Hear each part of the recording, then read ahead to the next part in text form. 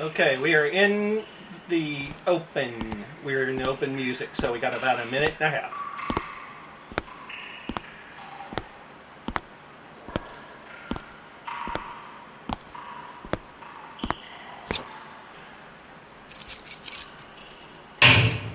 Activation code required. Access granted. Warning. Evacuation sequence activated.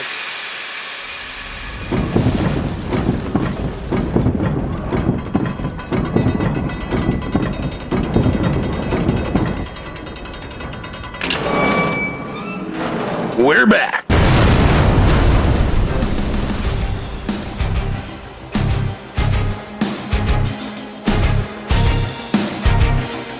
Welcome to the bunker.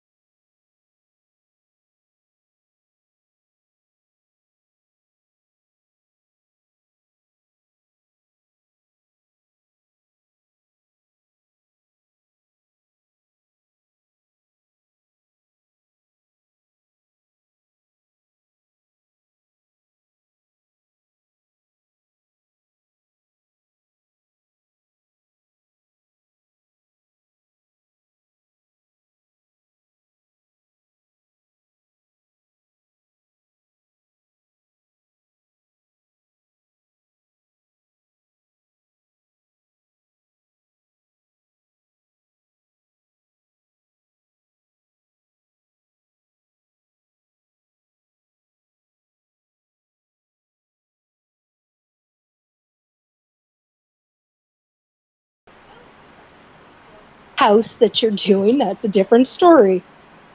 Anyway, still got to be careful. Yeah. So that's my little PSA. Anybody else? Well, I mean, actually, it's like probably like a little bit more than a month ago. I was at a shop doing readings that I don't go to anymore. But they, like, this woman was standing by the mirror, well, really sitting by it, and all of a sudden she just jumped across the room because she had gifts, and she just like felt an entity comes right through the mirror, and I mean, I felt it and saw it. She had bought this mirror and never protected it. So, I mean, I always do a protection over a mirror and then close, like, you know, if there is any kind of like potential for an opening, I just, you know, close it off right away.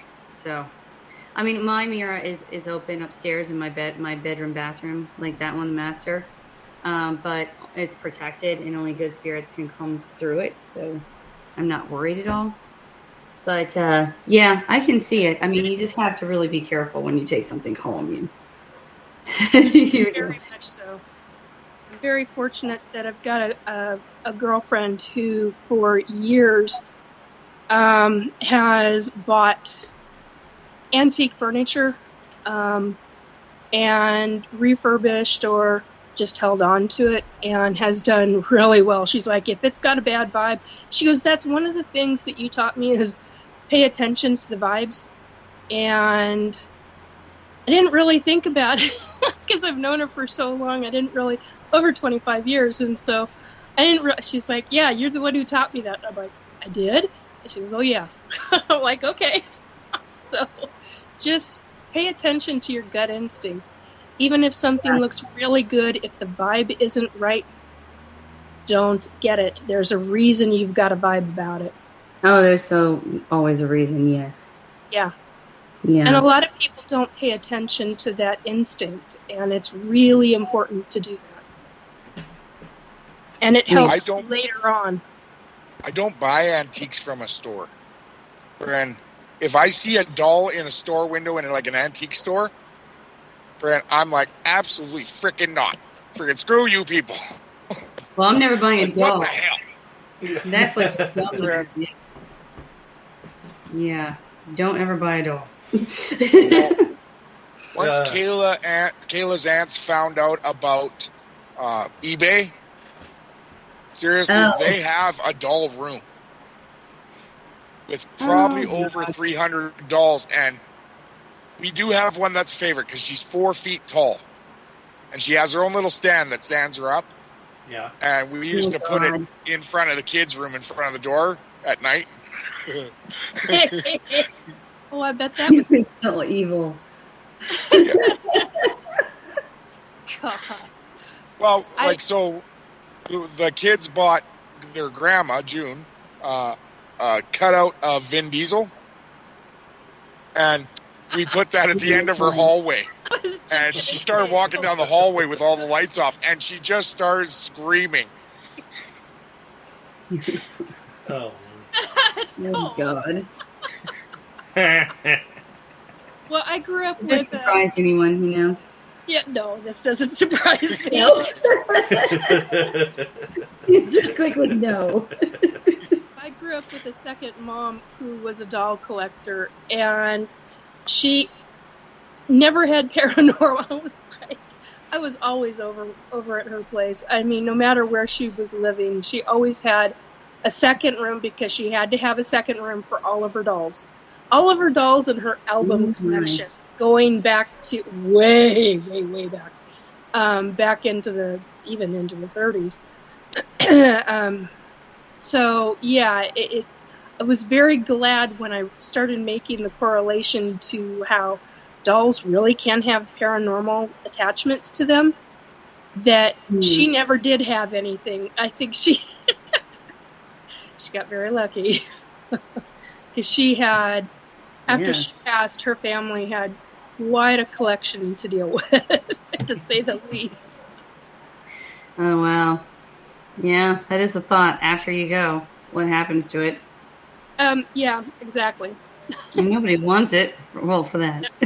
Nobody really. Yeah, unless you got collectors of paranormal. I know a lady on the East Coast, and well, she was on the East Coast. Now she got married and moved to Ohio, and she collects paranormal dolls. And she knows what the heck she's doing, and I'm like, but why? I'm sorry, I got enough freaking paranormal. I know. Yeah. And, I'm like, no, thank you.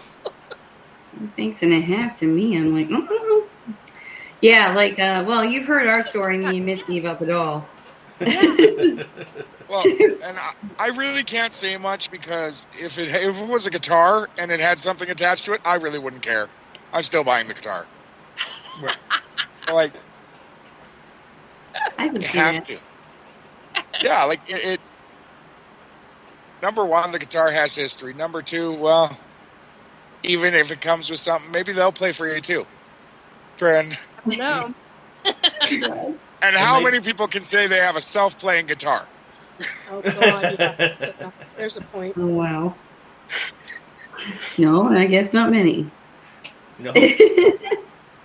Not So playing many. piano, yes. Well, yeah, well, I mean, hello. Yeah. Okay, so moving on. Anybody else? Well, your host does have some.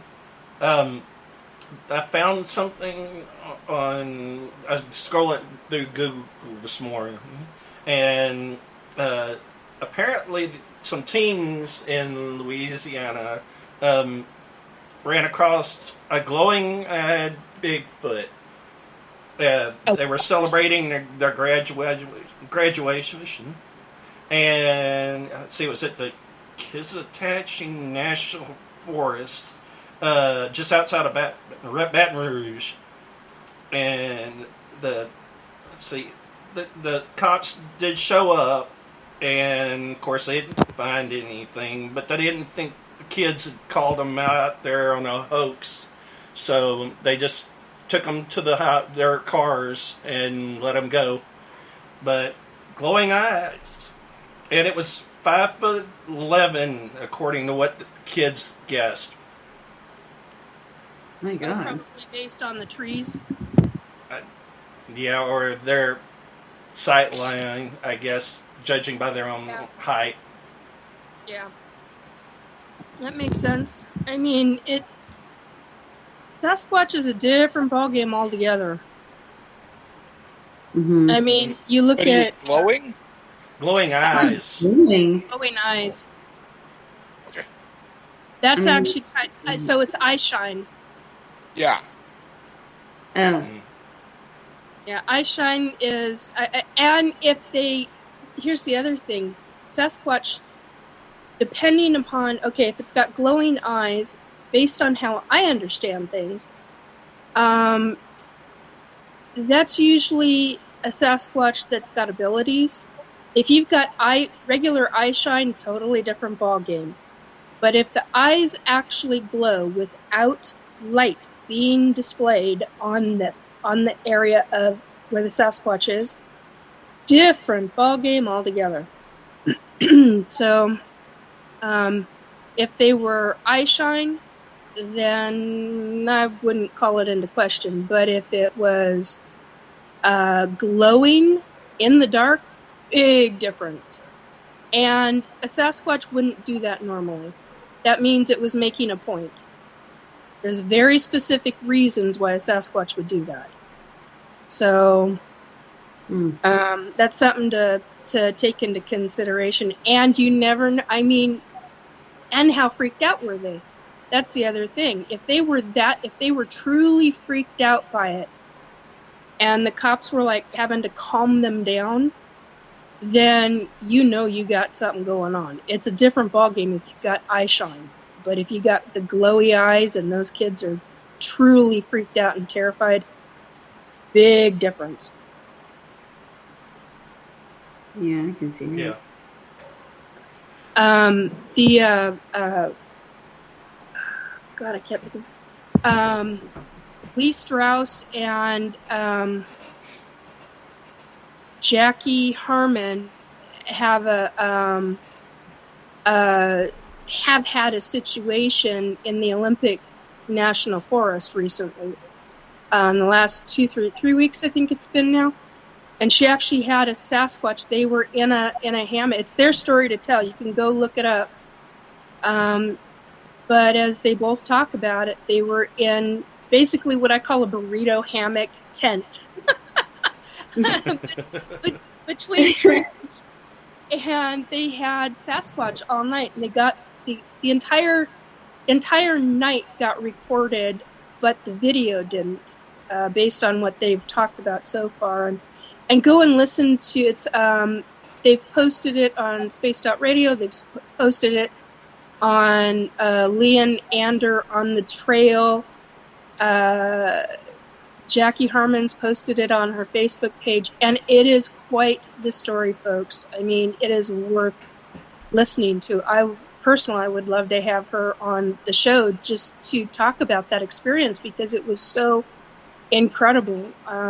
She had a Sasquatch.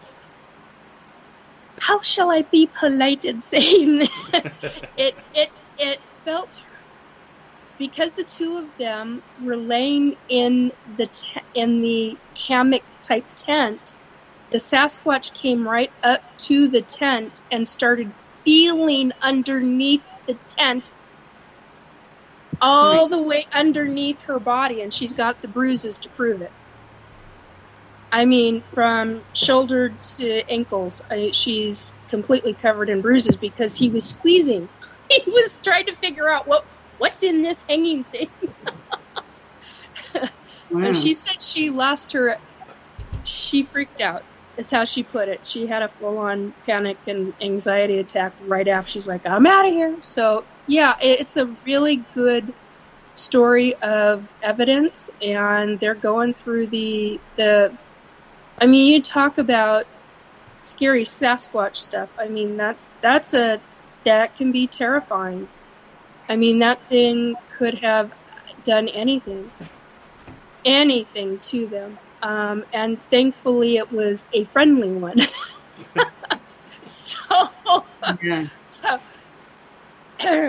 Yeah, I was going to make a comment about how it touched her, but yeah, so they're lying on their sides, you know, and here she's all the way down the length of her, and I'm like, damn. So clearly, that's it. It hasn't learned the lessons of the Me Too movement. Inappropriate touching. I know. I was thinking kind of the same thing. It's pretty funny. It's quite a story. I highly recommend folks go and check it out after our show. It's really worth listening to. But yeah, I mean, you get eye shine. It's a different ballgame versus actual glowing eyes. Hey, that could have even been a dogman. I mean, if it was glowing eyes, dogmen are known to have glowing eyes too.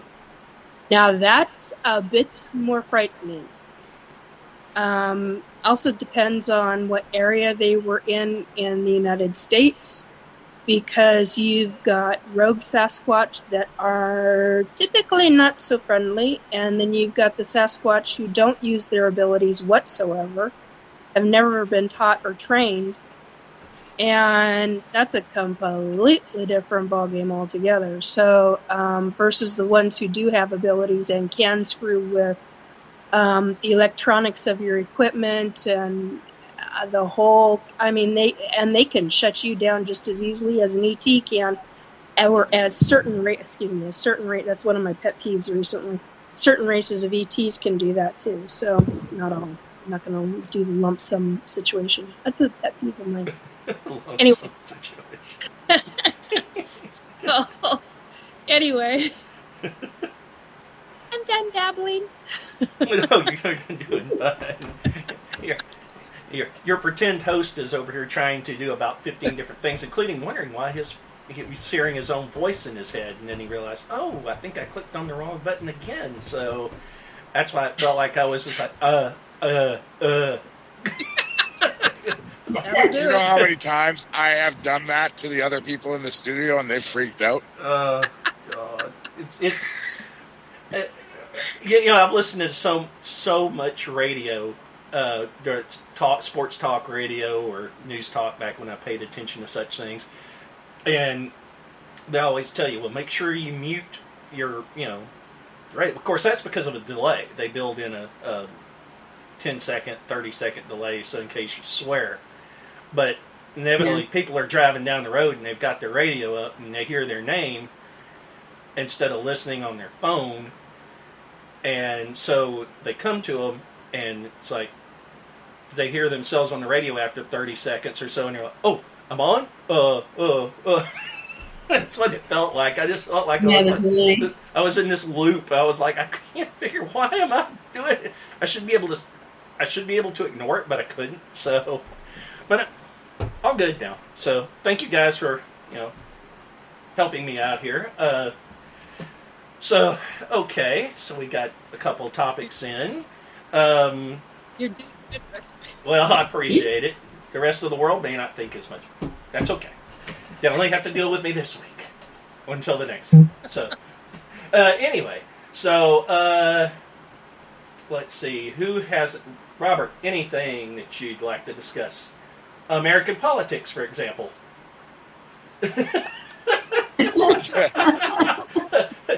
What's going on in Paris with the government over there? How about England? Any of these things?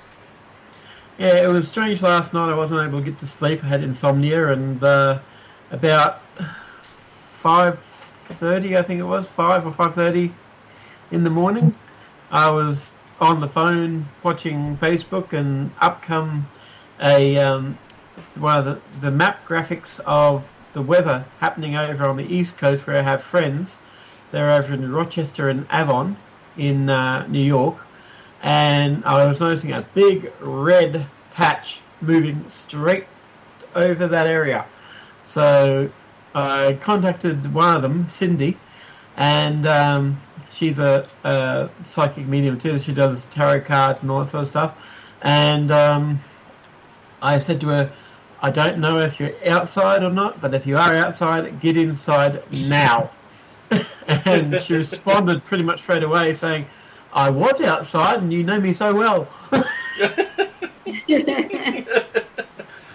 Because she was outside taking a video of the sky, which had lightened up by that point in time. But it was really dark and it had just passed over. And then I contacted the other one of their team, which is Ted Wolf. And he didn't get back to me for about 20 minutes, half an hour. I asked, can you please let me know if you're okay? Because he was putting up all these pictures and images of what had happened previously in tornadoes in his area. So, and then because of that, I had images of flying Godzillas all over the place. He collects a whole heap of Godzillas. Mm-hmm. So he's got probably about 300 or more in one room, and I was getting images of these flying Godzillas. So he did actually say, yes, I'm fine. So I said, thank you. Well, considering the weather this week, it's well, hurricanes on one side, tornadoes on the other. Yeah. Of course, I'm from the Gulf Coast down there in the Houston area, and as a matter of fact, Hurricane Beryl came in right on about 30 miles south of where my family lives. And so it was the wind and all of it came right, and it was a tropical storm until about the last mile before it got on shore, and then it picked up like that. And now, fortunately, my parents have gotten their electricity back. I haven't talked to my friends yet. My childhood friends that grew up in the neighborhood with me, the other home in the property they live in now, the bigger home, is fine, but they had a tree go through his childhood home that they'd been using as a rent home. It's gone. So I grew up there, and practically that was my second home. So it was heartbreaking to hear about that. But my brother was supposed to be on with us tonight, but he's been picking up. Fortunately, my parents came out of it perfectly, except they had limbs all over their yard. And it wasn't the big limbs that take out, like that could fall through their roof. They got most of those over the years. So he's been spending the last couple of days cleaning up, so he's been pretty exhausted. And I asked him, I said, I know you got electricity back, but would you like to come on anyway? And he said, I don't know, man. I can come on if you need me. I said, no. you can sit this one out. But they were quite a. It was a Category 1, and that's the angriest Category 1 anybody I know that's ever been through them can remember. Which seems odd. And we're talking people that have lived in that part of the world, in my parents' case, for 70 years. 80 years in my dad's case. So, and he's been through a couple of the Category 1s, never had it that bad. And they can't explain it. They've never seen anything like it. Well, and it's weird the way it traveled. Mm-hmm. Because it totally missed the islands. It missed Florida. And it went straight through the Gulf and headed for Texas. Yeah, and that was the other thing. Normally this time of year, they go into Mexico. Yeah. If they get that far, they usually head up to the East Coast, or they go into Mexico. Yeah, they said it Because was a very strange pattern. Yeah. Yeah, the way the pressure sets up and the heat and everything else, it's usually blocks it out. But it's September, October is when the Gulf, or my part of the world, usually gets the big ones, or gets hurricanes in general. But the last few years, I think in I left at 44 years old. We left for one hurricane before I was the age of 35. We took off. We went out of town. And that was when I was in high school. In my mid-30s, we left twice. Once was the hurricane that was after Katrina. There was one called Rita that came in, and it wound up going into the border between Texas and Louisiana. And we left for that, and it was bad. It was a Category 4. And we had Hurricane Ike came in 2008, 4 years later, and it Category 4. We hadn't had a Category 4 since 1962 in my part of the world. So, yeah. Nice. And now it's just, and they're getting these 100-year floods all the time. And tropical storms. This was the one good thing about this one, is it didn't stop and just keep raining on top of the city of Houston and turn it into like basically Atlantis. So yeah. Me and Rick did talk on Monday, and I told him I figured out why it didn't hit Florida. Florida found their one virgin, and they sacrificed her. And Rick, I figured out why it didn't hit Mexico. The leader of the cartel looked at it and said no. Yeah, that I can believe. They hired Chuck Norris. Well, we actually got the storms last night coming from the hurricane. Went through here. And you thought the roof was going to blow off. Like every single second, because I'm lucky, actually, and people are like, you consider this lucky, but yes, I do. I actually have the siren close to my backyard, not far at all. So I'm listening for it.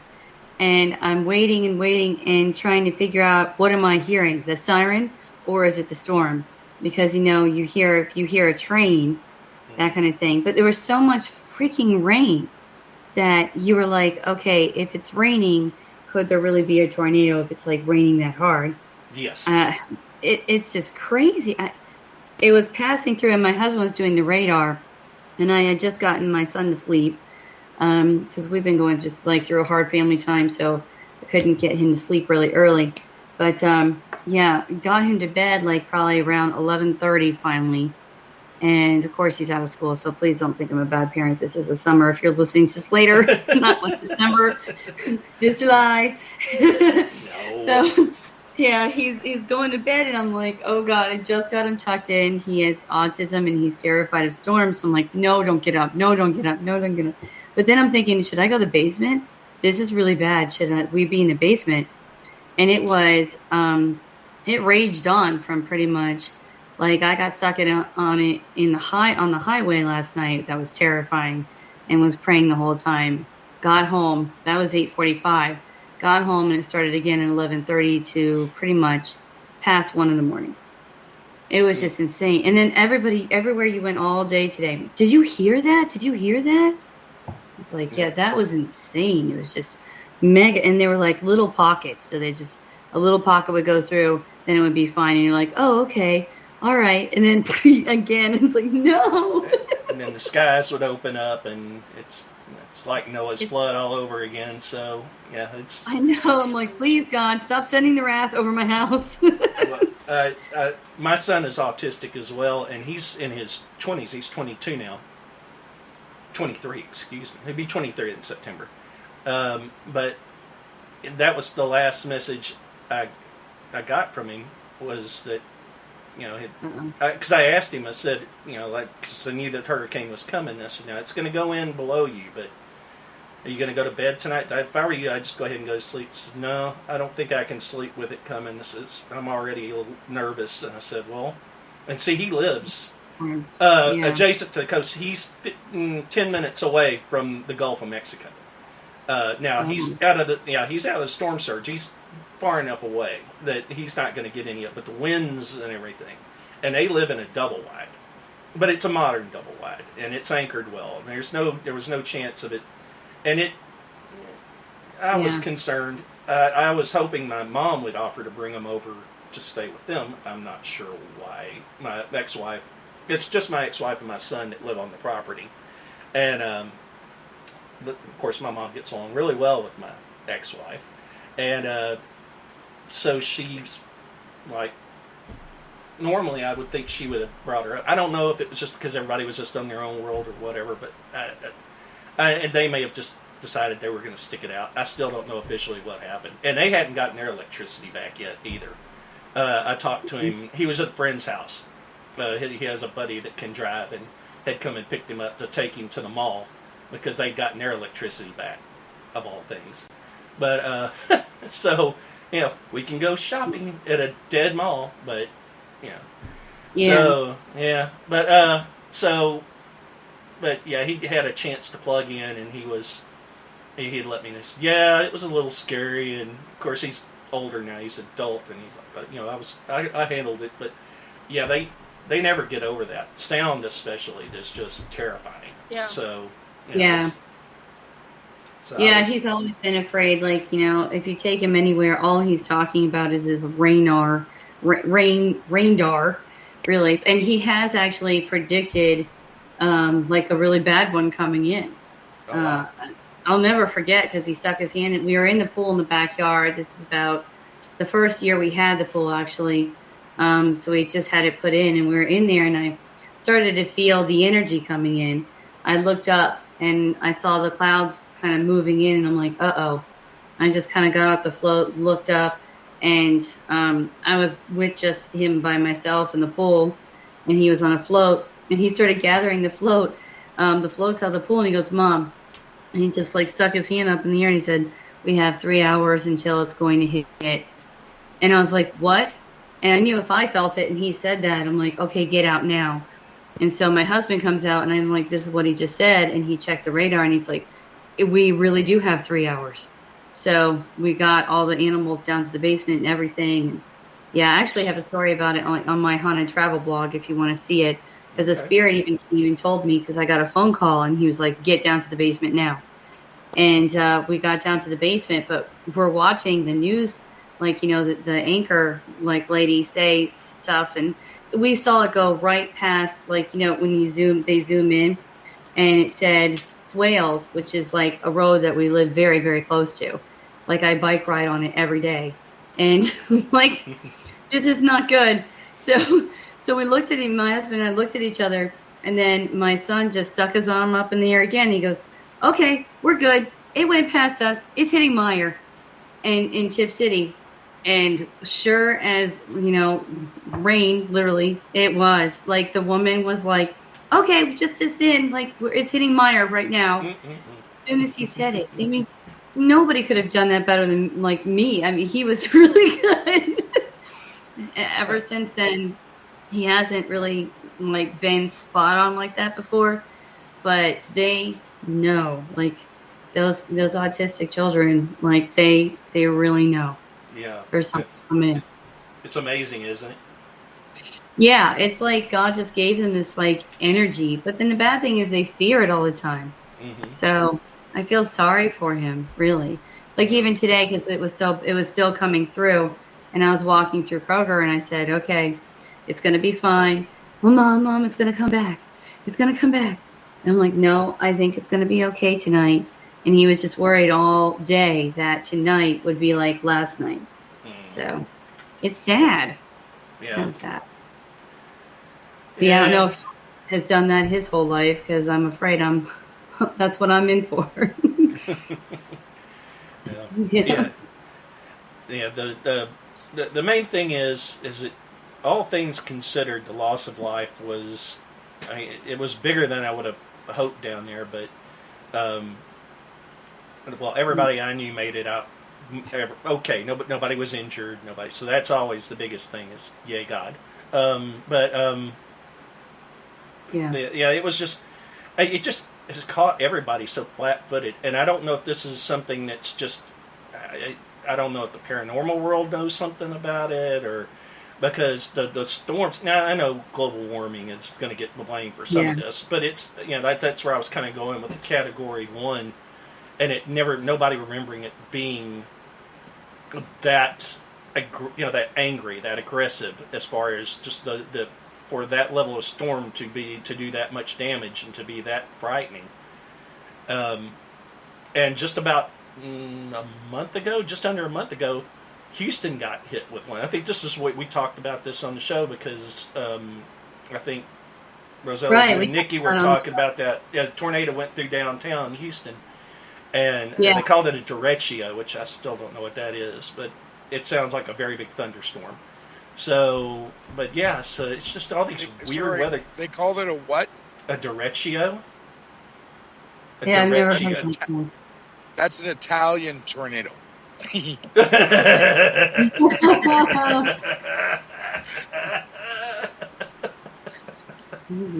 Papa John's, could I order derecho, please? I swear weather people are making more and more stuff up. It's like they started naming snowstorms.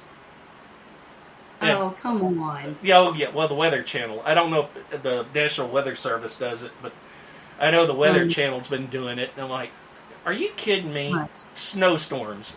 But we got to have something to talk about. So, See, us Canadians have always had names for snowstorms, and it's usually fuck this, fuck that, I hate this. Exactly. When's the next fucking one coming? Or if you're from Texas, when is this gonna fucking stop? Yeah, I'm usually saying that one. Or if you're from Texas, it's what the fuck is this? So, what is it now? why is cocaine falling out of the sky? Yeah. Did somebody run through a sugar plantation? What's going on? Jesus. Oh, Well, Lord. Rosella, you were talking about having the siren next to your house. So Yeah. when I was growing up, Drumheller had one, and it was about half a block from our house.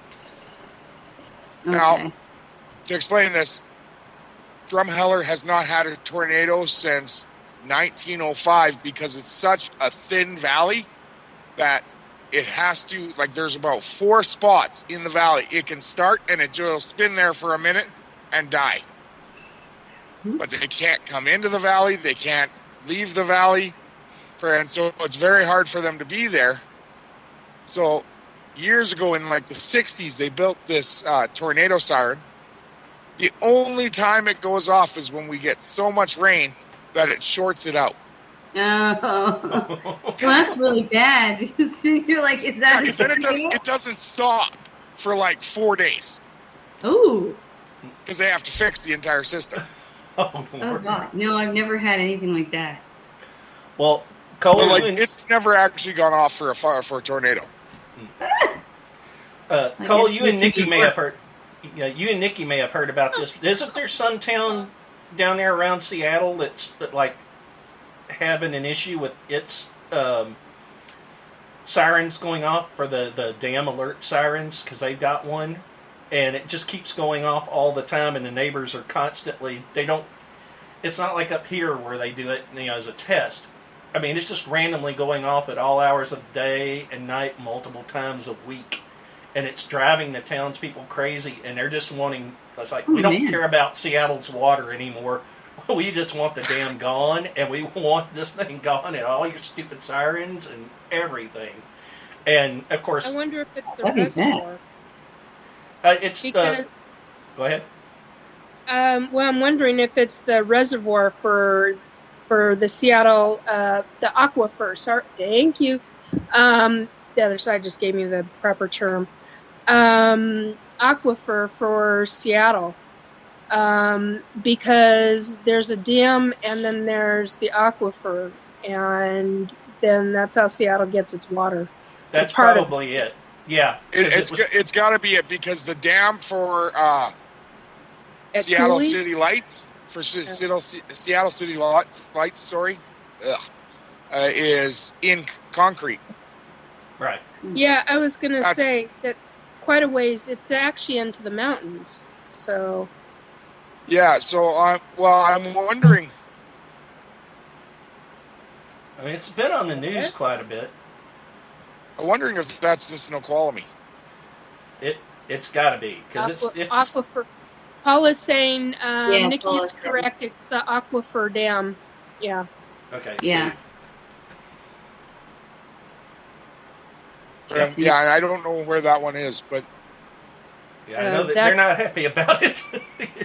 I don't honestly remember. I should know this. I lived in Seattle for 20 some odd frickin' years, so I honestly don't remember right now. But yeah, it can cause problems.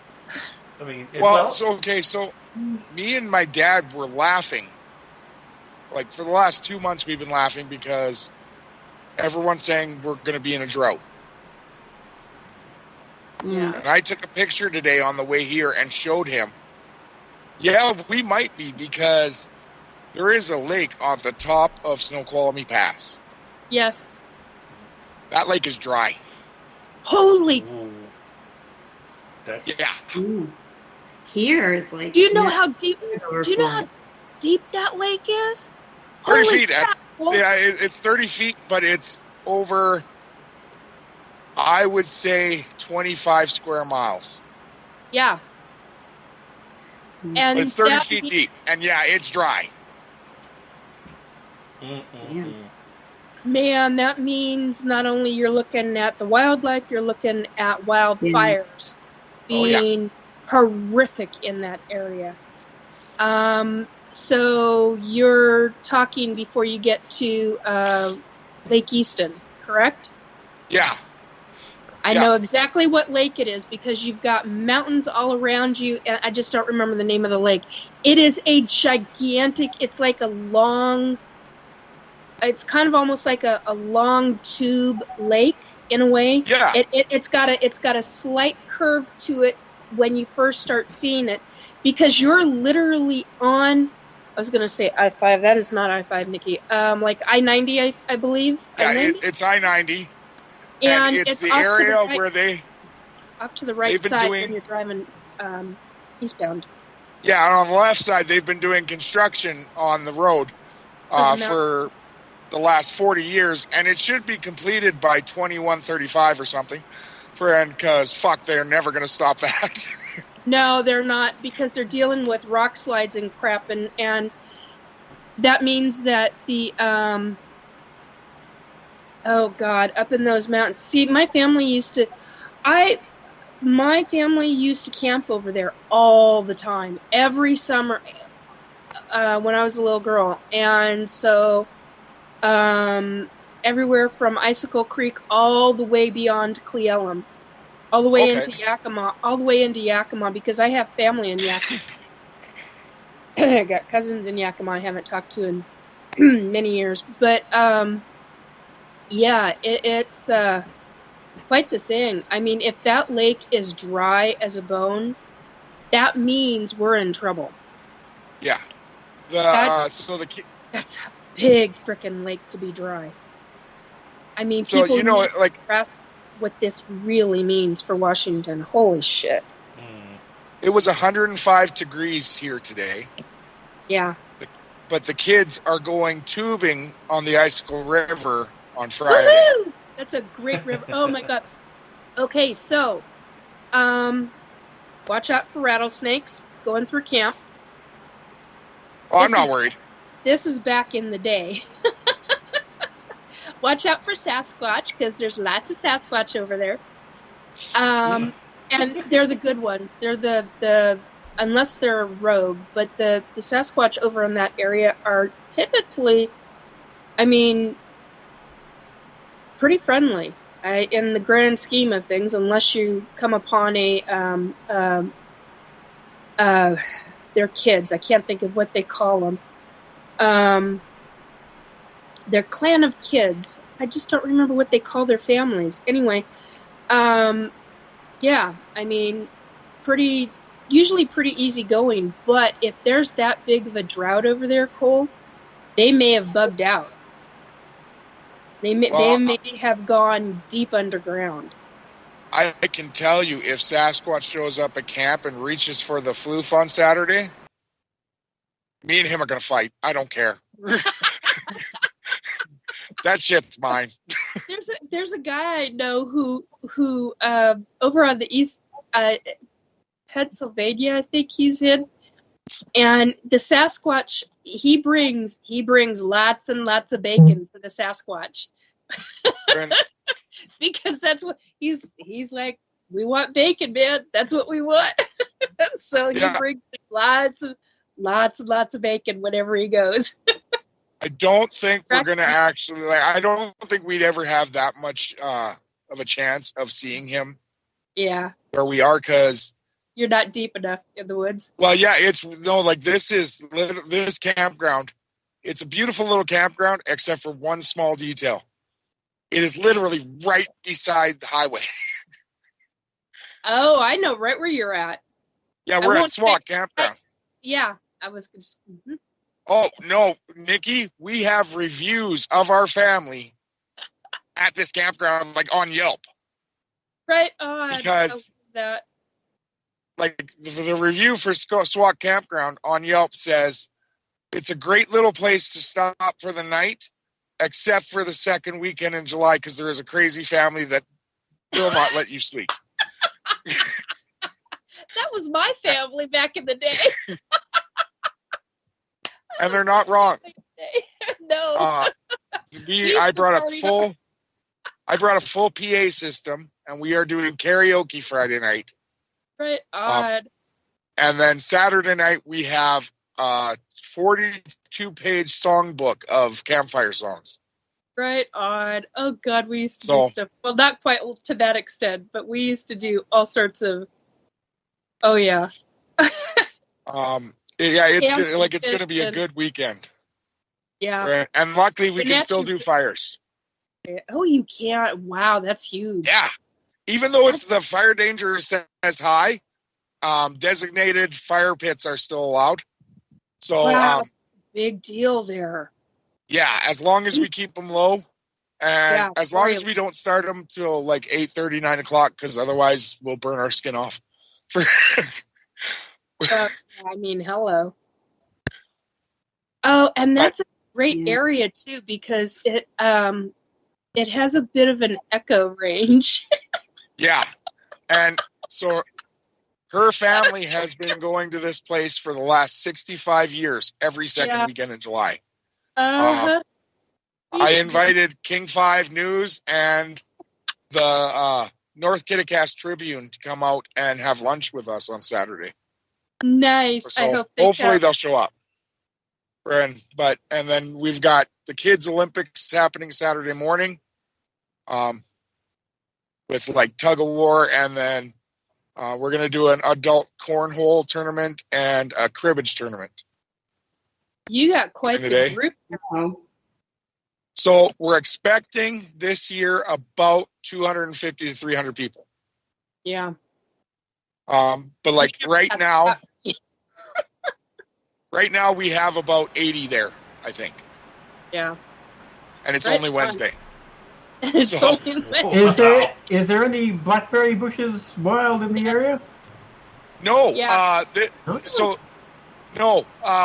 it's mostly huckleberry. Yes! Huckleberry. Oh my God! Well, Get his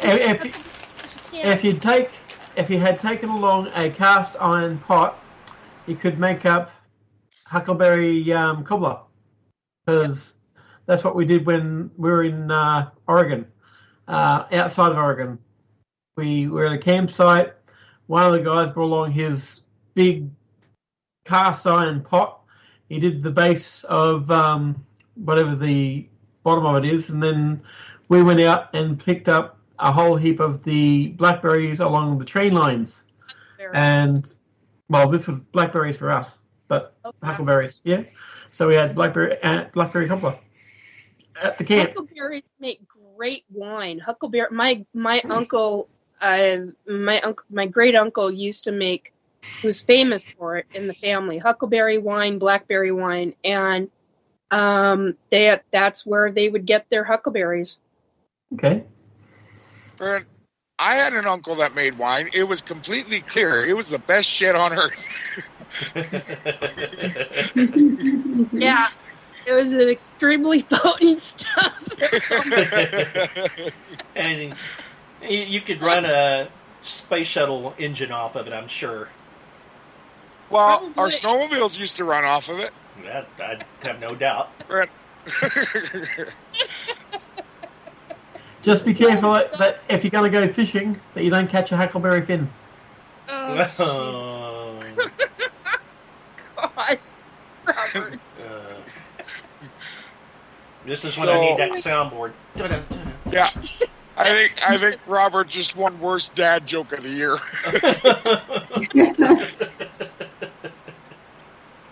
Oh, that's a wonderful area to be in, Cole. I'm really glad you guys do that. Yeah, Yeah, I'm I looking like- on that. For a family that doesn't talk to each other as much as they honestly should, to stay this organized for 75 years. Yeah, And like that's a big deal. Aunt Linda, Kayla's aunt, Aunt Linda, is 75 years old, or just turned 75 years old in June. She has never missed one. Oh, fantastic. That's So fantastic. at a month old, she went camping Yeah, that was like me. They in the had me up 50s. Like Jesus. They had 3 months old. They had me out camping Yeah. up So at Ice Creek. tomorrow my job is, the cemetery we were talking about last week. Yeah. Tomorrow I am taking my teenage boys over there, and we are going to clean up all the graves and make sure all the headstones are good. Good for you. Because Kayla's aunts are coming on Friday, and if I know them, they're leaving Arlington at 2 a.m., so they will be at the cemetery by 6. So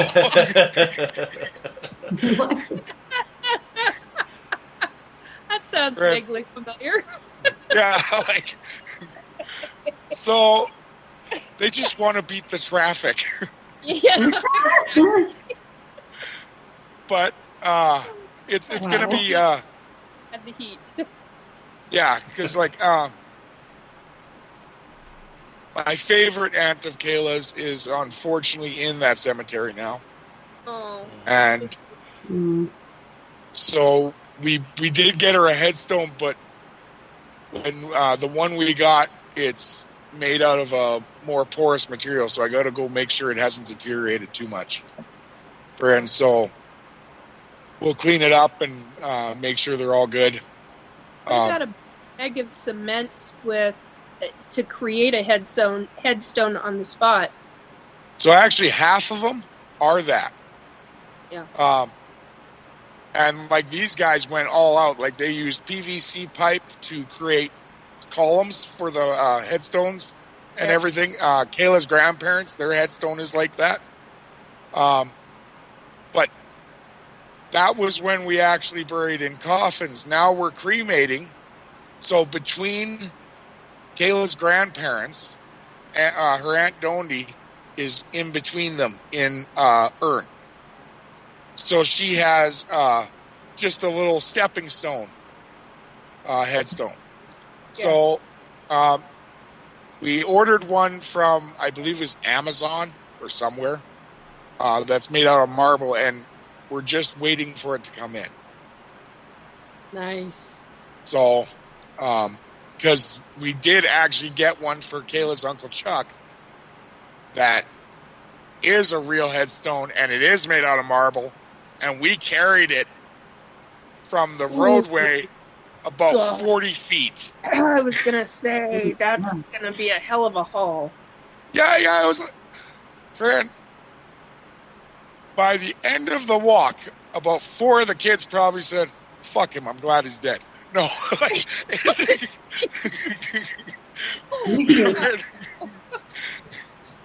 Well, yeah, I mean, marble is incredibly, holy crap. Yeah, like this thing was thick, and it was a real hard carry, but next time bring a Wheeljack. dolly. A dolly. Like a refrigerator dolly. The problem is the way they're buried, we can't.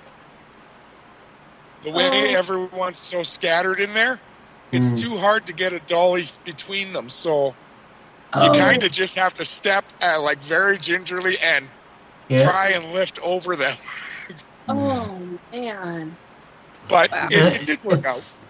It's a pity that you can't go in and put some sort of resin covering over them so that they can still be seen, but they'd be more protected. The headstones, that is. Yeah. Excuse me. Hold on. Coughing fits are hard to deal with on the radio. Yeah. Especially when I'm not used to this dry air. Yeah. Like, it's been amazing. I can breathe now because this is just like home. But it's also harder because I kind of acclimated to Seattle. Yeah. Right. Exactly. So you're used to breathing in the moisture. Yeah. I noticed whenever I was just going to say, Rick. whenever I'd go home, when I've been home since I've lived up here, see, I go home to a moist climate back there too.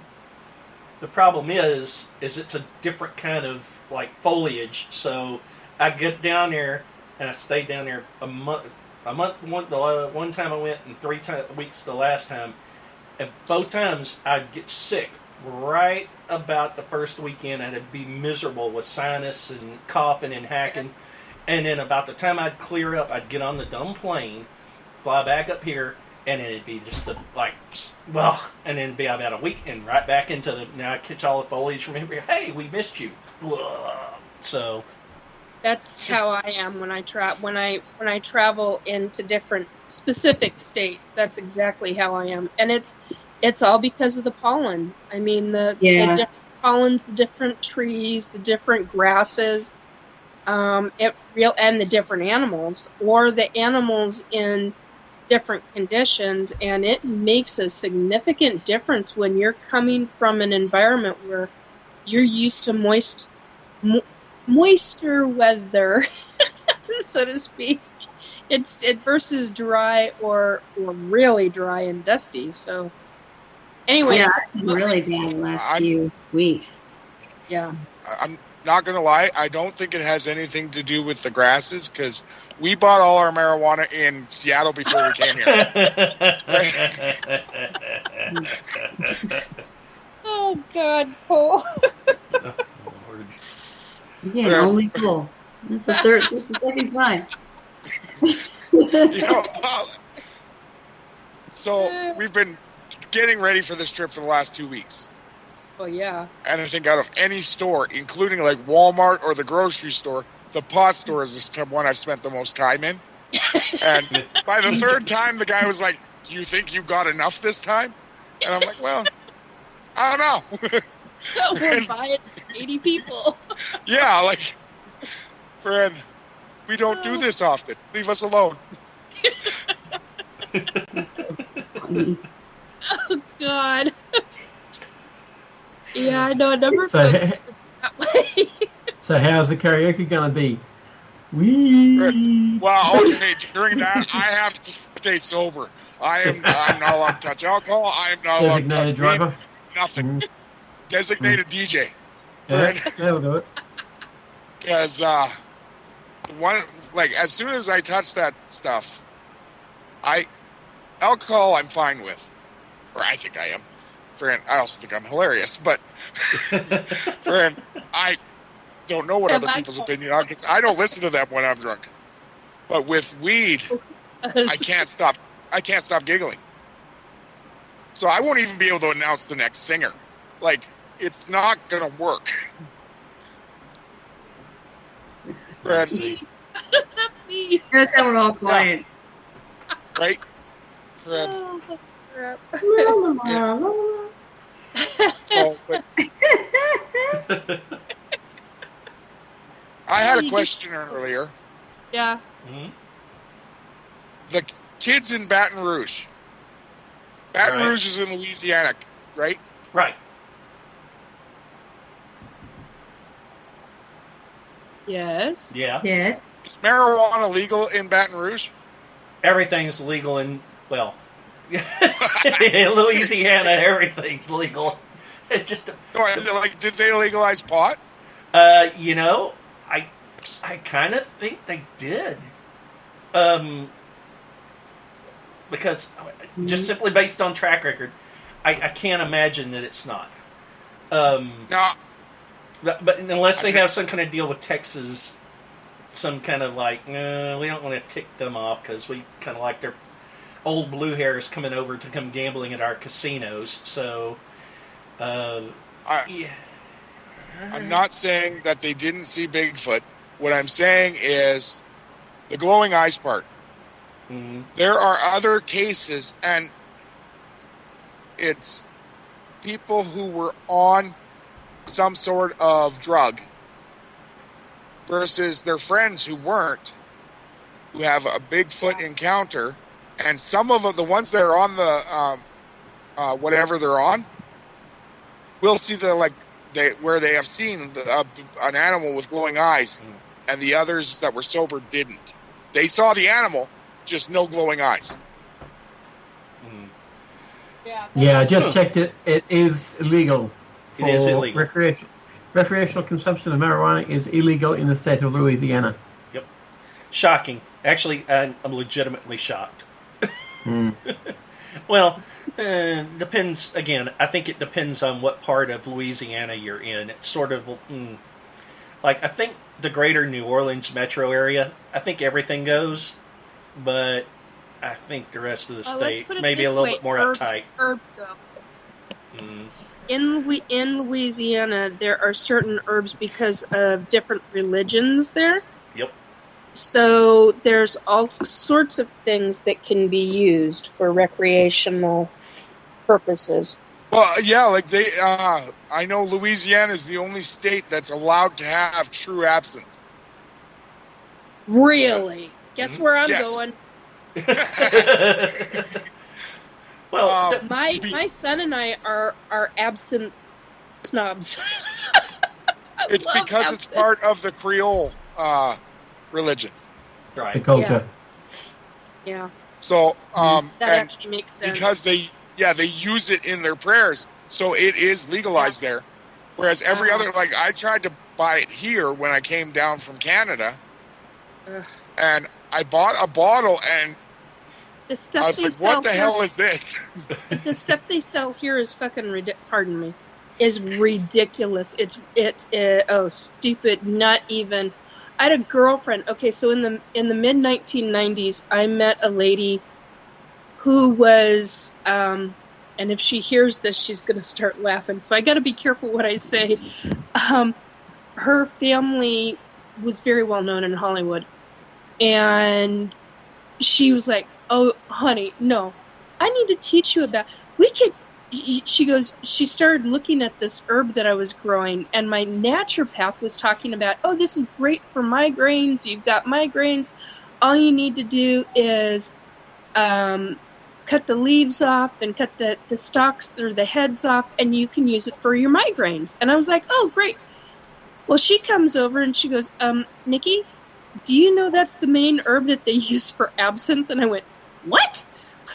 And she goes, yeah, let me tell you some story. So we had quite the conversation about how she grew up and what she learned from very specific people in Hollywood. I was like, holy shit. Well, So she's kind of the one that introduced in the 1990s about it, and then it wasn't until, oh God, after my grandfather died, I found a bottle of cognac and something else, which I don't remember the name of right now, and a small bottle of absinthe, and it was real. And I invited her over and I said, you need to have your husband drive you home. And she said, why? What are you going to give me? And I said, we're going to have a toddy night. And she goes, really? What did you find? I went, well, I didn't know my grandfather had these items. I found them in the back of the cabinet. And I said, there's a glass bottle here that's got a green substance in it. She goes, you didn't just find. And I went, I think I did, but I need you to verify it. And she goes, I'll be right over. 8 minutes later, she was at my house, and I called her husband. I said, you're coming to get your wife after tonight, because I'm here to tell you she ain't going to be driving home, or she's going to be spending the night. So, but yeah, it was the real stuff, and I don't know where my grandfather got it. But it was the real stuff, and that would have been 2004. Mm-hmm. And she goes, oh, this stuff's good. Where the hell did he get that? And I'm like, knowing my grandfather, it could have been anywhere from anybody, because he did a lot of in-trade stuff for his plumbing services at times. And so I said, where I found it, it was in the far back recesses of a very, very low cabinet. Like buried behind a bunch of different things. So that was our night where we had little aperitifs with real absinthe, and I was like, oh my God, that stuff is so good. And needless to say, we ended up finishing off the bottle. There wasn't very much in it. And after my son became 21, they started actually selling what they classify as absinthe, and I started laughing. He's like, hey Mom, I got this at the liquor store, and I was like, yeah. And he's like, I want you to try it. And I'm like, oh, what is it? And I come walk into the kitchen. This is back at the time when we still had the house. And beautiful green bottle, and I went, color's not right. I'm like, they've diluted that big time. And then I realized, oh my God, they've added anise to it, they've added licorice to it, they're using some other form of Everclear in it, and I'm like, this is not the real stuff. He goes, well, no, and not just that, but so Kayla bought me a bottle when we first got together. Yeah. We moved down here, and I had absinthe drinking set. Did you? Well, wow. Yeah, I still do. I have a whole bartending set, and it's like it's like a little briefcase. I love that thing. But I set a sugar cube down over the shot glass, and then poured the drink and tried to light it. It wouldn't freaking light. No. It has that little of alcohol in it. I'm like, what the hell? Yeah. And she's like, I don't know what's wrong with it. And I'm like, give me a second. I looked on Google, and absinthe is illegal in the United States. True absinthe. And I'm like, what the? Oh. Yeah. You guys like everything. What's wrong with this? Yeah, and so basically they tried to make it the stuff that they sell now. They're adding so many different things to it. It's not the true stuff. Yeah.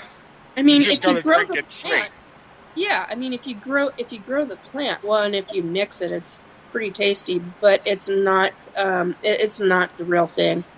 And the taste. Oh my God, the flavor of it. So he and I have decided that we're absent snobs. So, and it's one of the few things that I will actually say I'm a snob over. You know, Nikki, you're only about an hour and 40-minute drive from real absinthe. Really? Where? God. Right over the border. Oh yeah, I forgot. There's this whole land called Canada. Most of us try to ignore it, but it does exist. I totally All you forgot have what to do, We can because get Tim Hortons. it is one of the substances you are not allowed to bring in the United States. Oh, you're not. Well, No. So, but all you do, you yes, get a true. hotel for 2 nights, and then Good time. in your suitcase, No. that's Not where you hide. nothing. Brent, No. we do it every time. I don't Oh, want to know that. Oh, we know who's going to be arrested soon. and hoping the Border Patrol does not listen to this show. Right. Shit. There's no We way. don't know him. Hey, it might be on to me. There's a cop behind me. Oh Are you serious? no! Yeah. Well, he's in a He's parking talking to someone lot. else. Oh, okay. Yeah, I'm in a parking lot of Safeway, but he's talking to someone else. I don't know. Okay. Right. Oh, God. Oh. No one to have the greatest luck. Well, no, okay. You know what? So, about 10 years ago, at one of the native fireworks stands, they gave me ground flowers with boom, Holy shit. which are just M80. They're just M80s. I know. So they're a quarter stick of dynamite, or an eighth of a stick of dynamite. Sorry. And friend, I gave them to my mom when she came down the next time to take to my dad. Right. So she throws them in the glove box of her truck, and she forgot about them. Oh no! So for 2 years, she traveled back and forth across that border 4 times with them in the truck. Oh, I was just thinking if Not it had gotten good. hot and blown Oh, out God. your blown out the glove box. Just say. Oh, No, Man. but you know what? The thing is, the biggest thing that the Border Patrol hits my parents for every year is Kinder Surprise. Really? That's weird. And so the border guard will actually say, "Do you have any bombs, grenades, guns, or explosive devices, or Kinder Surprise?" Enders. What? And the first time they said it to my dad, he looked at him and said, "What?" And the border guard said, the border guard repeated it, and my dad's like, "Well, no, it's not Easter." And the border guard said, "We have to ask for that because we are not allowed to allow Kinder Surprise into the United States." So in Canada, and I think Australia probably has the same ones, they come, it's a chocolate egg with a giant freaking pill in it. And the pill has a toy inside of it. The thing is, those pills can be swallowed if you're really brave. oh. Yeah, we kind of got really like butthurt in this country back in the 70s because one kid swallowed one missile off of something. Like we had all stuck, chewed on these everything, pencils and pens and God knows what else. So yeah, one kid, and now ever since, that's why Boba Fett didn't have the firing missile in his backpack. You know how many, I was counting on that missile too. And I'd saved all the stupid little, I bought all the little action figures. You had to have like 10 of them to get the Boba Fett. And by the time I'd gotten to 10, they'd outlawed it. Oh, jeez. So I was unhappy. That when they took Scooby Doo off the air for a whole season, and I was God. I know. I was unhappy. That and the removal of Scooby Doo, one whole season it was off the air, and I wrote a letter to the TV station in Houston. Did you really? Yes. Oh my God. And by letter, I was like in the second grade in my grammar, which didn't improve until I was in my 30s, by the way. So, but my handwriting improved significantly between those points. But yeah. So, and my grandfather, I don't know if he was drinking or, he's on one of his benders, but it got sent. And now I didn't know about it for years because they didn't send anything back. I was hoping, when I found out, I said, did you guys just hide the letter from me? And said, no, but we never got one back. That's funny. A-holes. Do you know which one bothered me? Dukes of Hazzard. Oh, well. Yeah, that bothered a lot of folks. Yeah, Yeah, they were already how can a car be racist? It's a car. Yeah. Well, it does have a certain flag on it, which, by the way, isn't the flag of the Confederacy. Yeah. Mm-hmm. We can't cancel Knight Rider in stupid Hasselhoff's hair, but we got to get rid of the General Lee. So, Or Love Boat, maybe? Yep. or the Love Boat. Oh, wait, we're kind of... Let's see, I just took out Paula Love's Knight Rider and David Hasselhoff. And she loves Love Boat. Oh, yeah, I do. No. Well, we can't forget the A-Team with their bullets that miss everything except for the bad guys. They made a new A-Team? Yeah. Well, the movie. Yeah. Yeah, the movie. Oh, no. New Yeah, that everything. was not good. Do you know what they need to bring back? Dallas, What do they need to What do they need to bring They back? need to bring back MASH. They need to bring back MASH. Oh, please do that. Let's see how 1950s Korea, Well, they Well, still make got it. a TV land. They had vets talking about how realistic it was Oh yeah. for them. Oh, yeah. I mean, now you've got different TV shows that are Well, very much like that for the folks who's survived Afghanistan. I mean, they've got different war ones that are but see, just as intense. Yeah, see, that's the problem, though. Kids, or this current generation, the one that does all the canceling and everything else, you couldn't show it properly because somebody would find something to be upset about. And You know what makes me laugh, though? They like you said, Nikki, there's so many vets to say it's very accurate. Yeah. So think about that for a second. Do you guys remember the episode where Klinger started eating a Jeep to get a Section 8? God, Oh, yeah. yes. The lug nuts. I remember him and the lug nuts, and the lug nuts going down with oil. Oh my God! Oh, yes. Out so bad. Oh my God! I know. Yeah, I survived on Happy Days and MASH. Hell of a combination, and Scooby Doo. Hell of a combination to survive on as a kid. Yeah. That's what I lived on. Oh yeah, I watched all that. Yeah. Yeah, Mine was Batman, Get Smart, and MASH. Mm-hmm.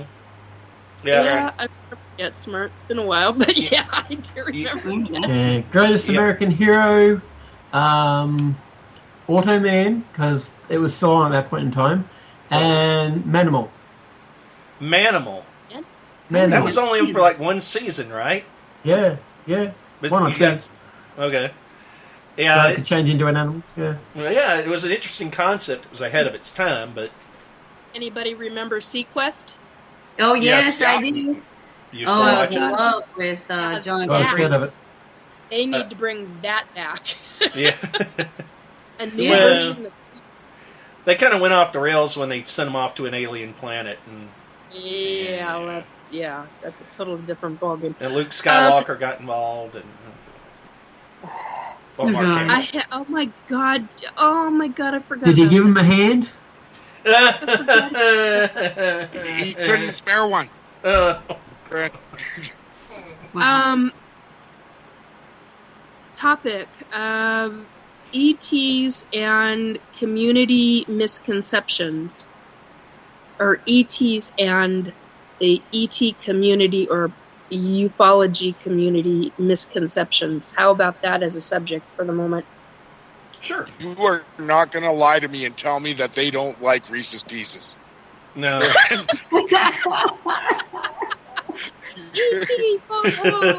Oh no. Right? No, there's got to be a lot of miscommunications within the community. There really is. I Like- came across. Okay, go ahead. No, I like it. It's amazing how you follow some of the like even the Facebook groups and the arguments that happen on there. Oh my god, yes. Or the people that I hear about in UFO Twitter. I don't follow that because there's too much drama. Well, I don't follow any. I haven't for quite a long time, but I keep hearing about it, and there's so much trauma that it's ridiculous. I mean, it's truly freaking ridiculous. But I came across something that, oh my god, now I can't think of who it is. The people, I gotta go look at my Facebook page in order to call up the correct thing. But basically, this gentleman was giving a speech, and the Contact in the Desert. So this gentleman, they were doing a replay section of what this guy was talking about, right?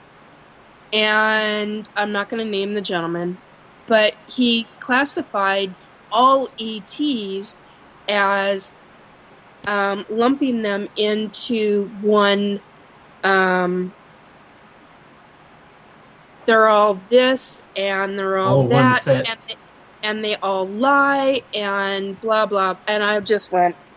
And then he went on and he had a lot of interesting things to say, which that I don't take beef or issue with that. I take issue when people start classifying, because humans do this to ourselves. We talk about ourselves this way. And it's like, when are we going to get out of the freaking mindset of doing that to ourselves if we're never going to accept another race of being? This is why Sasquatch cannot be, it's one of the many reasons why Sasquatch can't even be, or even Dogman can't even be accepted, because of the mentality of the human. And it is really detrimental in a lot of ways. But the misconception that I talk about with what he was saying, it's like, hello, aren't you an ET abductee? Then you should freaking know that, and everybody has their own opinion. I get that. He was voicing his, I'm voicing mine. I understand that. But if you're an ET abductee, then it would, I don't want to say assume, but wouldn't it be logical that you have the understanding that one race of ET is not the same as a different race of ET? They're very... Go ahead. I think that would depend on your trauma from it. True. And it depends on which race of ET you're dealing with. Because Bingo. a guy like that would have a lot of bias based on trauma. Yeah. And I did, I mean, believe me, I know I did, because when I was being brought back, only I didn't know that it was by the race of ET that was dealing with the frickin' U.S. Black deep military. I still am very angry about it. Yeah, as Robert's like, yeah, I still get very angry about that, because they're the race of ET who is working with government, doing things that are, oh my God, so many things I can't even, things that that I'm calling wrong. I'm not going to label all of it, but it's like, are you freaking kidding me? You're doing what now? Because if the public really knew what the U.S. government was doing with the ETs, it would be beyond horrifying to them. Then there'd be some things that would be absolutely cool. But at the same time, they're working with a race of ET who are exceptionally controlling, extremely militaristic, and extremely aggressive. Then you've got ETs that like have taken me repeatedly from the time I've been 4 years old, who are typically very loving and very kind. However, the one thing that I can say about all the different races of ET that I've come across and have witnessed, because there's a lot more than I have witnessed versus been in contact with. I've been in contact with more than 7, but I've witnessed way over 20. And the one thing that I can say and can classify about all of them is they've got an agenda, whatever that agenda is. They've all got some kind of agenda. They're all... So this is the misconception, because everybody's classifying, oh, they're demons, or they're this, or they're... And I'm like, no, they're individualized because of, how they were born, how they were raised, what is the ideology, the mentality of that specific... It's like humans. We are so unique and so individualized, and it's the same way with each race and species in that race. And that's what really just galls me to no end when I hear somebody classifying and lumping them all together as they're all this and they're all liars, and they're legalistic. That is the terminology. They are legalistic.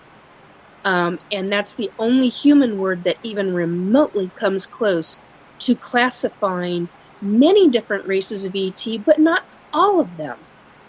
And the interesting thing is that we do this to ourselves, to our own populations.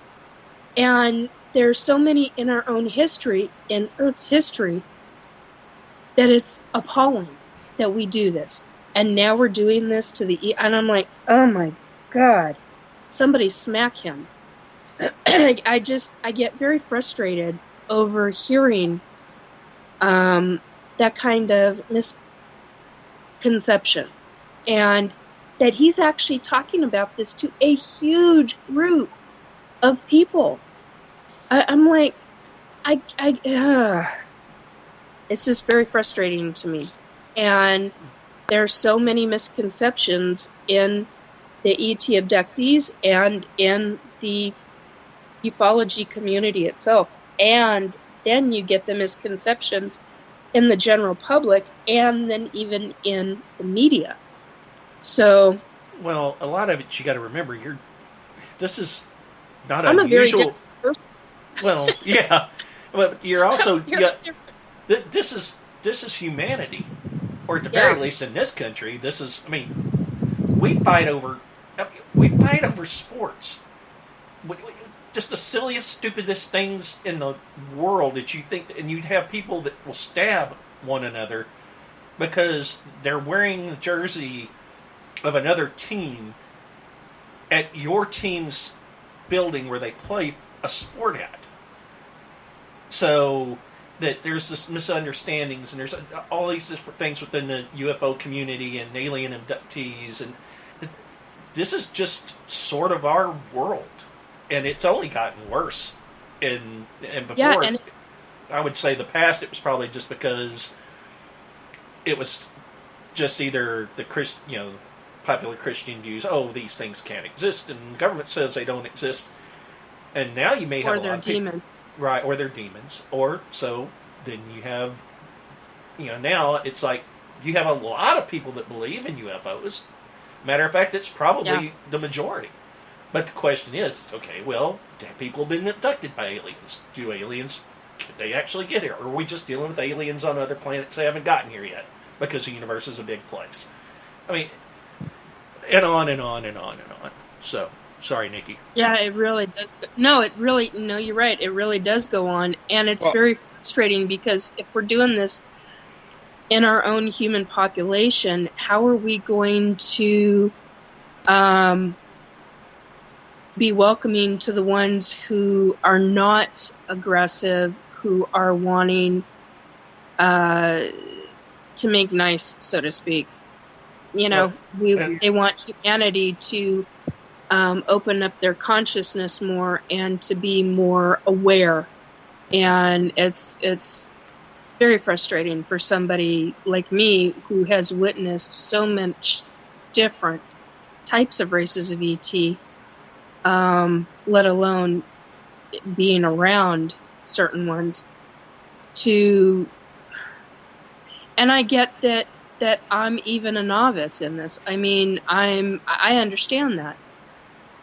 Even though I've experienced this my entire life, in the grand scheme of things, I'm a novice in talking about this publicly. I get that.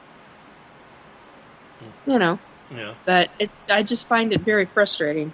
Because here he's talking to close to 500 people, if not, well, closer, probably a whole lot closer to more than 800 or more, because that is a gigantic, the contact in the desert is, I mean, that's worldwide known. Mm-hmm. It's a huge community. And they come together once a year. I don't remember what month out of every year, but they come together once a year in Nevada, or have in Nevada, and they sell out. I mean, it's a huge, huge gathering of people in the community coming together, including U.S. government. So, yeah. Well, and the thing is, it's insane how early this bias starts. Yes. Because I'm going to bring up one thing, like, okay, movies made for kids. Yeah. The one I'm going to bring up is Monsters vs. Aliens. Oh, yeah. Mm-hmm. Wherein that teaches from a young age that aliens are meant to be feared. Yeah. And even though we have like the classics like E.T. and everything, for every E.T. movie we have, how many alien movies do we have? Like, they started from the 1950s. Yeah. Well, it's always about fear the unknown. Well, the very first movie that probably put the friendly, and I'm sure I'm missing some, I'm sure somebody in the audience would correct me on it, but the very first friendly alien movie was scared the living bejesus out of you until it gets towards the end and you're kind of like, oh, the aliens are actually trying to talk to us, is Close Encounters. Mm-hmm. Yeah, and the first part, people are being abducted, there's stuff going on, there's no, I mean, I haven't seen that movie since I was probably 13, so, but yeah, my prevailing sense of it, the few times I watched it was, it's scary, and the truck's shaking and everything's going on, and then the kid gets abducted. Independence Day. Look, Independence Day. Right. I mean, I know. Yeah. But that's not too far away, and this is pretty terrifying. Well, now the terrifying alien, but I was just saying, the Close Encounters finishes with, hey, look, they meant to bring us intelligence. They're here to be, nice and friendly to us. But Spielberg kept them as like where are they bad guys until the very end of the movie, or the last third of the movie. So, and then he follows that up with E.T. And even then, E.T. is, if you're a kid at first, until you actually see him like, oh, friendly, and but when you first see him, he's scary looking, and then. Of course, I think they may have been involved. His species may have been involved with Palpatine and the overthrow of the Jedi. So, I mean, they did, vote him in And power. be careful where you stick his finger. Well, so I'm trying to look it up now because I can't remember the exact quote. And Nikki, the desert thing, the contact in the desert, that was May 30th to June 3rd of this year. So it's already gone. Yeah. So it's end of May, beginning of June is the timeline, is usually when that is. Thank you. No The worries. best quote that I've heard about, like, to deal with this is, again, from a movie, and it's Men in Black.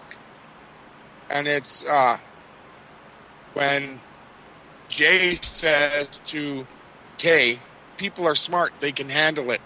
And Kay says, a person is smart. People are dumb, panicky, dangerous animals, and you know it. Yeah. Right? Yeah. And he's right. Yeah, like, as a group, we suck at this shit. Yeah. Like, there's no way, we suck at most things. But, friend, Yeah. like, as an individual person, we are very intelligent beings. Yes. But the problem is, the more people you put in the room, the dumber we get. Friend, and it can't be helped. Friend, Good point. and it sucks. Yeah. Yes. Like, Well, and the same can be said regarding everything that was just talked about. All of that can be said regarding psychics and mediums. I mean, that was the other subject that I wanted to bring up tonight, because there's so many misconceptions about psychics and mediums, and we all get the comment, well, you should just automatically know that. It doesn't work like that. That speaks volumes as to where you really are and what you really think you know. Yep. It doesn't. It's same thing. Everybody is completely individualized. We all receive information differently. Some of us, it can be similar. Others, it can be extremely different. So, we all get mood too, really, and emotions. yes. So, I mean, there's a great misconception where people they think it's funny to make that comment, and it's like, no, it just speaks volumes as to where you are mentally about it. And they don't get that. I think it speaks volumes to their character. Yeah, That's what I think. And I just say to them, and can you do it? So shut up. It's like, Right. You Well, can't do it, I think it depends on how it's delivered and who it's delivered from. yeah, I mean, the people who just want you to have a quick, free answer, and, the nasty people who are user people, I have found. Like, if I called Nikki, because she, like, let's say Nikki's having a bad day, and I call her and say, okay, I need the lottery numbers quick because I want to go for a drink with you. Friend. Yeah. Honey, I don't do that anymore. I'm always asking them. Wait, you could do it in the past? Yeah, I used to be able to get lottery numbers from the time I was about 11 years old up until I was about 16, 17, and Mom and I, $5, $10, $7, $25, $50, that kind of thing.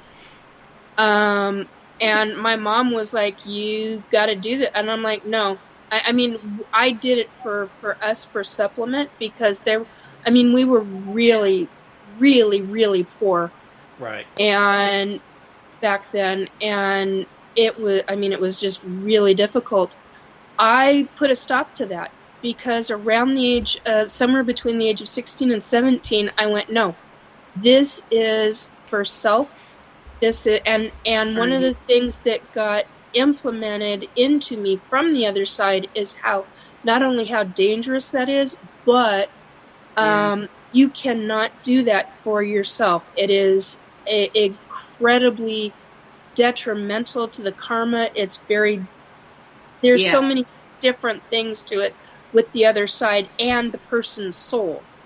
And so I literally put a stop to that. Well, no Well, pun that's intended, good. but you read my mind, because that was what I was going to ask, because I was going to say, why wouldn't... I mean, I I've didn't... had psychics come to me to say, I'm putting together a group of psychics that wants the numbers, and we heard that you do numbers. And I'm like, I haven't done that since I've been and I had just start laughing. I've actually had people go, I've been referred to you by so-and-so because we know that you used to do numbers.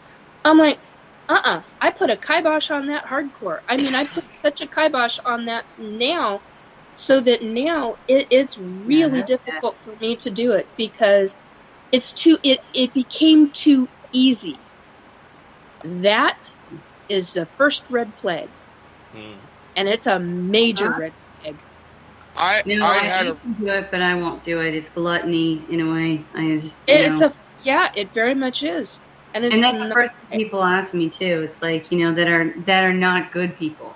I know that if they ask me, they're bad people. Yeah. I had a real issue in the past with some people asking you certain things, Nikki, and it's you specifically.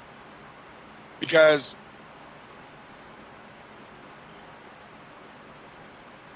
just say it. In the past, when you've been asked about missing people, yeah, I know. I have a real issue with asking you guys those questions. I'm gonna be. Well, can I tell you some? Can I tell you something? Yeah. All the way up until I was about 38 to 42, I was really good at it. I mean, like, really, really frickin' good at it. And after... And I had people telling me... I had really close friends who knew how good I was at it. Were telling me, why aren't you going to the police with this? And I went, because they don't fucking believe me. Excuse me for the language, but they do not fucking believe me. You have to show them. It's so beyond what a psychic needs to do in order to deal with that aspect of it. And here's the thing. Right after I saw a news clip of a mother who, she had just gotten out of prison, she had her baby, and this made news in Seattle hardcore. It was on, and what I saw it on was Como 4 News. And the mother had to go in to see her parole officer. She left the baby with the biological father. And supposedly the baby was missing, and this was one of the and I lost my I had people in the house at the time who came in who walked into the living room. I was curled up, even with my back injury. I was so horrified by what I had seen psychically. It traumatized me so badly, Cole, that after that there was a shift in how I saw. I still see, don't get me wrong, I still see, but there was a tremendous shift because that traumatized me so badly. And it was the father who had killed the infant. The infant wasn't even like 3 or 4 days old. And I saw how he did it, and I could tell you exactly what he had on his fingers, what he I mean, I can still see the tattoos to this day. How he did this, where he buried the baby, how he buried the baby, things that they did not put in the news. 2 days later, Como did an update on it. They found the baby exactly where, and I'm going to start bawling. They found the baby exactly where I told the woman that I was living with at the time. That was at the time we had 1, 2, 3, 4, 5 of us in the house at the time. And when she had walked in on me, and I was curled up in my chair, and believe me, I was a very large woman then, bigger now, but very large woman then, and for me to be curled up the very specific way I was in my chair. And I was rocking back and forth because I could not believe what I had seen. I could not believe a parent would do that. And I pretty much lost my shit. 2 days later, or approximately 2 days later, Como News did an update, and they talked about very specific things, and I lost it again. It took me close to almost 3 weeks to recover from that one issue. Now I deal with things very, very differently. When I receive information, it taught me different things in my own receiving of information, but it also taught me clarity. I don't know how else to say it, but it taught me a specific way of clarity. And now because of that situation, because of that one incident with my psychic visions, I deal with missing people in a very different way now. I still receive. It comes in differently because the other side has learned with me that she can receive the information, but do not, because I was there. I was seeing through this man's eyes. It was, and and I was feeling everything he felt. I mean, I wasn't just there. I mean, it was like I was in this guy's head. And it was intense. I could hear every thought he was thinking. I could feel every feeling he was feeling, even the regret afterwards. And I could tell you in descriptive ways how he injured this child in a very specific manner, things that they will never talk about. The coroner will only tell the police about. And to this day, it's hard. It's really hard. It's the one situation where I will still cry over, and it's because it was an infant. So here's the thing. I'm not going to lie to you. Yeah. Those things never honestly entered my mind when I had an issue with this. It was, I am not going to name names here, but when you were asked about certain cases, my issue was that they were so close to where you lived. Yeah. But the problem with it for me was, let's say they do find the person exactly where you said, exactly what you said. And the problem is, if they're gone, if they're deceased, you're automatically a suspect. Yeah. Now, we're like, as that's how the people on this show, but we're supposed to be your friends. Why would we put you into that situation for another family that to get closure? To make the police their jobs easier. Like, I get that, yes, they're going to get closure faster, but at the same time, it has a huge implication of causing huge problems in your life. Yeah. If the police don't believe in psychics. Yeah. Believe me, I know. Do you know how many police detectives I've talked to?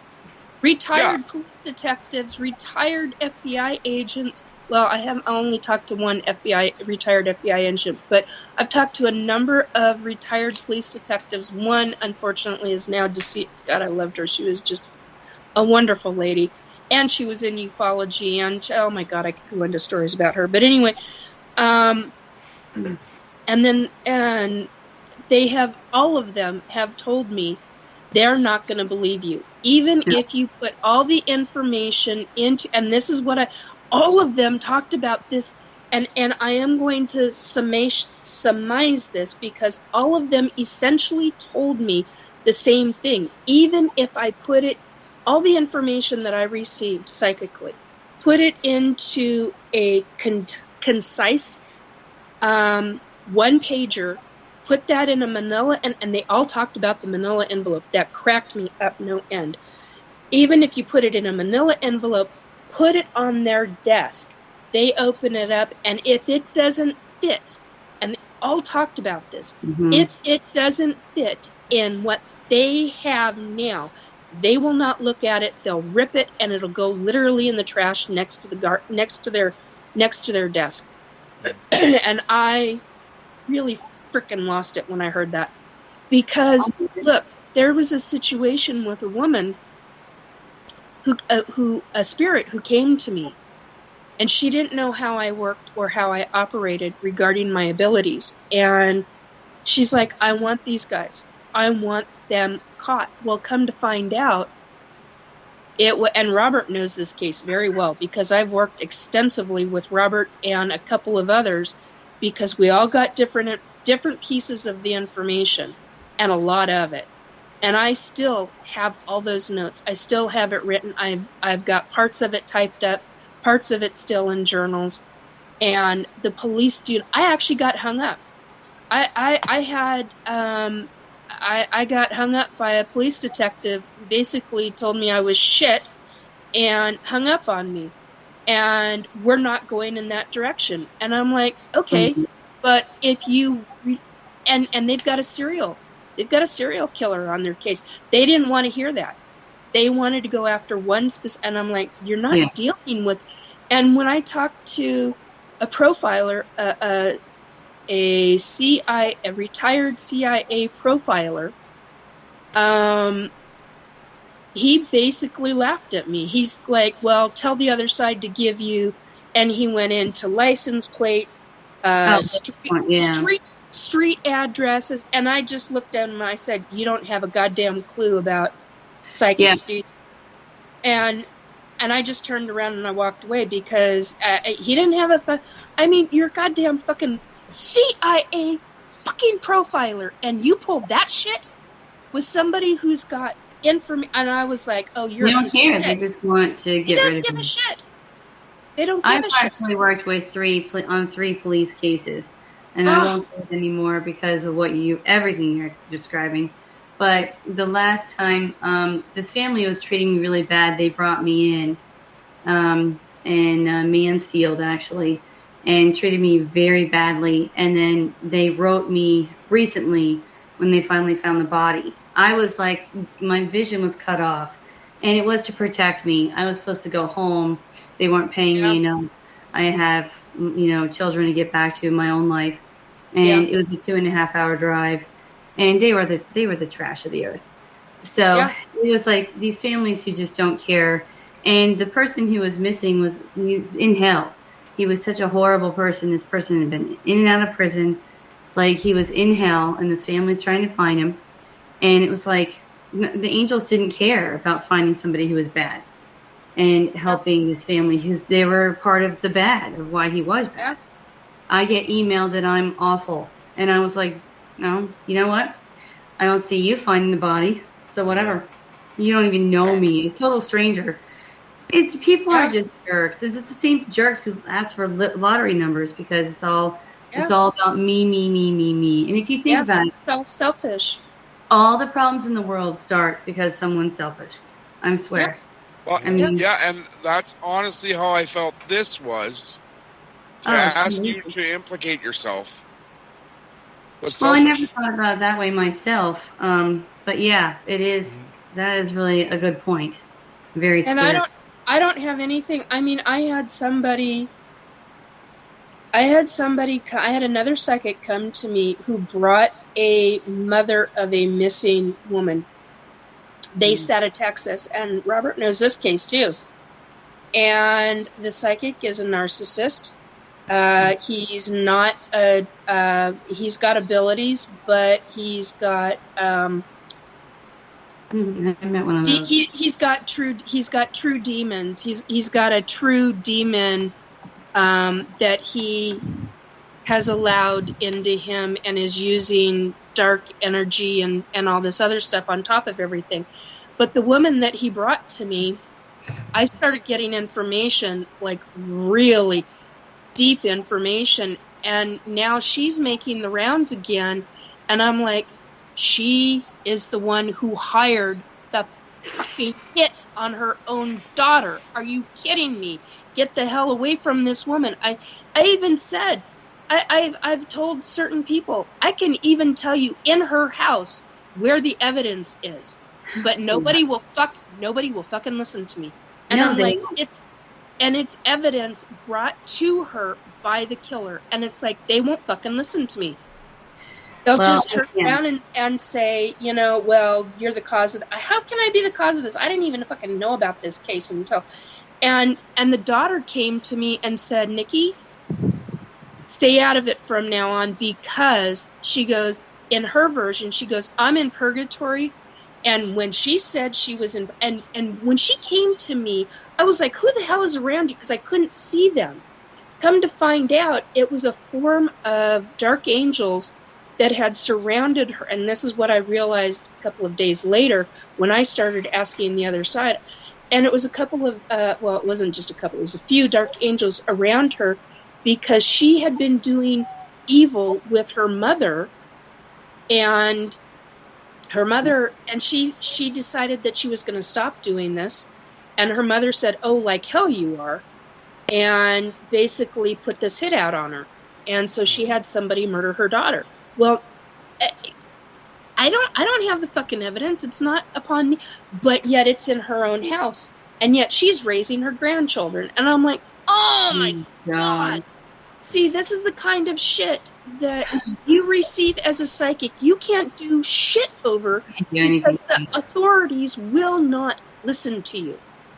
Yeah. And yet, so for we are a case that we worked on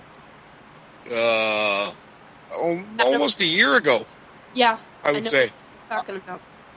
And you guys, all three of you together, gave us information. Yep. Instead of taking it directly to the police, I chose to follow up on some of the things you guys said.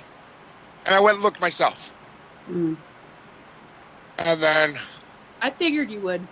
We found a few of the things that you guys said. Some of the stuff I can't check out because, for example, you mentioned that buried under the ground. Oh, I'm not digging that place up. It's private property. I'll get shot.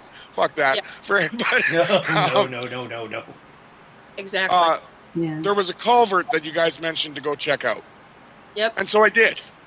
And when I found it, I went to Sergeant Dills, one of our police officers here, and told him he should go check out this culvert because I think it might have something to do with something. Yeah. Mm. And he asked me, well, what makes you think that? And I said, I was walking by it. Mm. That is the easiest answer I can give without implicating anyone other than maybe me. Yeah. Friend. What do you want to bet? They didn't look or they didn't find anything? He did look. He did find it. He did. Good. But he found what I saw, but it doesn't lead to anything. That's the problem. She is still missing. Because they think... It'd be rather difficult for them to pin anything on me, though, because I'm all the way over here. I'm still getting the information. I'm in Ohio. She's also the same one where the trees told me where she had been kept, correct? Mm. Yes, and we still think she's under that building. Uh-huh. Can I, before building's fully functional. Yeah. I think that to point out what I was talking about, like in the messenger thing about how if you walk into a room, like when you have gifts, and you know that someone is freaking lying for attention, Yeah. And you can tell. And it's like a client asked me even the other day, can you tell if someone has gifts? And I'm like, yeah, you can, in a heartbeat. Yeah. People are always afraid of me when they're faking it because they see me and they're like, you should see their faces like, oh shit. Because they know. They totally know. And I'm like, okay, get away from me. I'm going to out you. I have nothing to lose, but you have everything to lose. I'm not going to do it. And I don't put up flyers. That's why I got really upset over the narcissist who was... I bet. And I had pulled, there were a team of us that had pulled, with his permission, had pulled 33 wannabes off of him before we even got to the true demon. Got him. Oh, it was wicked. It was wicked. And then he just went back to what he was doing because he allowed it back in. And I was like, I'm done. I don't have to do it back. thing for you. I'm done. And yep. And they're usually male, and then I've met a few of them. You know. Yeah, it's so you get people like that have got abilities, but they're screwing with true necromancy shit. Right. And Well, I mean, sometimes they're just like so egotistical, and you know, the true narcissists that they're like they want that attention, and then they really hang themselves all the time in the end. Yep. Yeah. They Like do. my mom always said, give him a rope, let him hang himself. And people know he did, that this too. one person is. You gotta believe what comes around. What was it? What did you It do? did. It did. It How did you do that, Rob? Speaking of things coming around, Kayla may come for all of us if we don't release Cole back to her. And we are at 12:02 a.m. and it is time to start wrapping up the show. So, so for next week, Cole, you'll be back, correct? Yes, absolutely. I will be back by Wednesday. I should be out of the shower. We're back Sunday night, and it should take about that long to clean off all the freaking black dirt. But so for next week, we're going to continue this conversation, I think. Right. Okay. I think we are going to talk a little bit about missing persons, a lot about psychic misconceptions. Developments and stuff. Yeah, we're going to hit all of it. So, because this ended up actually being a really good show, guys. You guys all did awesome. Rick, you are awesome. I love you. Thank you so much for hosting for me. It's been a pleasure, and I love you too, brother. And it's been great. I'm so glad I had all of you. You made it so much easier for me, especially in the beginning when everything was kind of all over the place. But I found my footing. So it was a fun show tonight. And I've already heard compliments from a couple of people that happen to be listening in. So awesome. So yeah. Oh, that's good. So, all right. Well, on that note, on behalf of myself and the rest of the S4 Bunker crew. See, I couldn't get through it without messing up one last time. The S4 Bunker crew. Ladies and gentlemen, tell everybody good night, and we'll see you next week. No. Adios. Good night. Good night, everybody.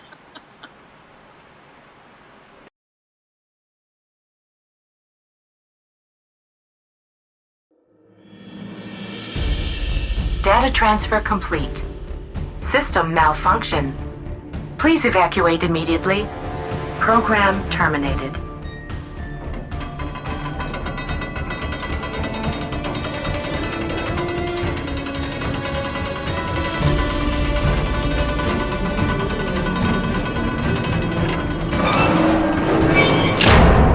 Son of a biscuit eater.